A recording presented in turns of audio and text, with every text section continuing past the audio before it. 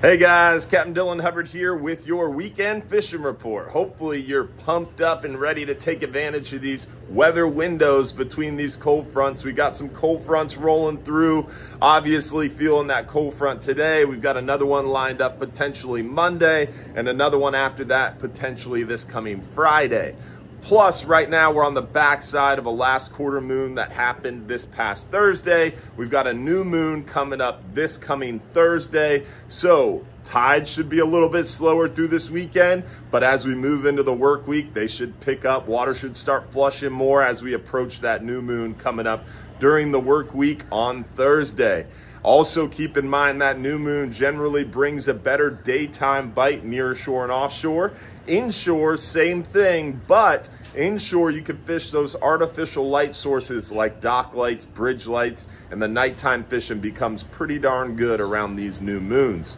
Also, keep in mind as well, fishing is going really well for us offshore when the weather allows us to get out there. We've been really crushing some nice red grouper around that 100 to 120 foot mark on the big dead baits, big live baits. We've been seeing some nice mangrove snapper on the cut up thread fins and that double snell rig. Big mangroves coming up on those smaller to medium pinfish. We've been seeing some yellowtail on the cut squid strips. Those smaller squid strips work really well for us fishing for those yellowtails, and also cut pieces of thread fin. On top of that, we're seeing lots of heads and tails like porgies, almacos, vermilions, and right now the pelagic action should be picking up for us as well.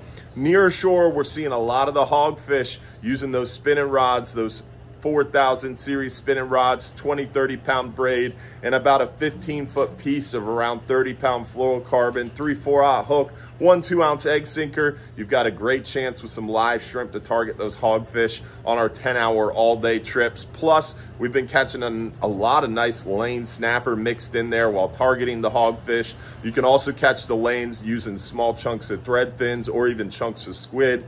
We've been seeing some red grouper near shore on the 10-hour trips. Not a lot of them, but you got a chance for them with some live pinfish or some whole thread fins with the tail cut. Also on top of that, we have seen a couple of those mangrove snapper if you're fishing the cut thread fins with the double snell or fishing for the hogfish with live shrimp. You might pick up a mangrove every now and again too. And then inshore right now, the trout bite should be fired up behind this cold front, moving onto those shallower flats. We've been seeing a lot of the sheep's head action. This sheep's head action should be real good with this new moon coming up and this murkier, cooler water. They should concentrate around our docks, piers, bridges, jetties, hard rock piles. Anything that's going to allow the growth like the barnacles, oysters, clams are definitely going to hold those sheep's head. Also on top of that, redfish action has been pretty good for us. Find the birds, find the bait, find the mullet. You'll find those redfish.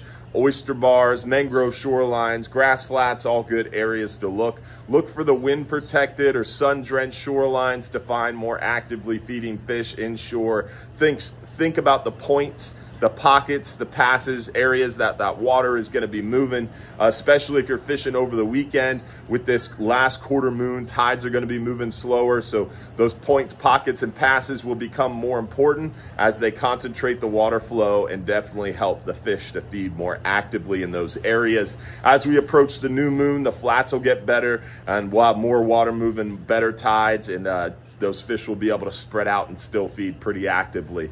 Hopefully you'll get a chance to come out and take advantage of this great fishing opportunity. Fishing is always best right ahead of these fronts or a few days after them once the water has had time to calm down and clear up. So if the forecast remains the same and we're expecting a kind of a weak mild front Monday and a front there Friday, fishing should be best around Sunday and around Thursday, given time for the water to calm down and clean up, and fishing right ahead of these fronts. So those best days should be Sunday and Thursday if the forecasts remain the same. So take advantage of it, get out there and capitalize, and don't forget, if you're too busy to go fishing, you're just too darn busy. Have a good day, y'all.